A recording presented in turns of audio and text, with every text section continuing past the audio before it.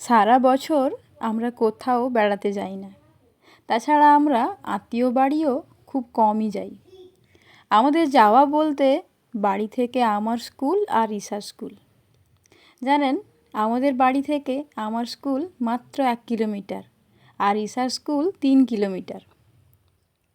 গ্রামে থাকলেও খুব প্রয়োজন ছাড়া আমি কারো বাড়িতে যাই না। এমনকি আমি বাড়িতে থাকলে বেড়ার বাইরেও খুব কমই বেরাই।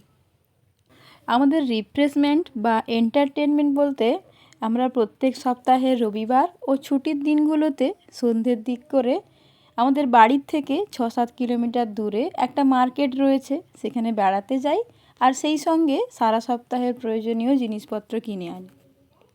রাস্তায় যাওয়ার সময় আমাদের গাড়ির স্পিড লো থেকে মিডিয়াম রাখি আর গল্প করতে করতে যাই। আর এটাই হলো আমাদের সারা সপ্তাহের ভালো থাকার খোরাক।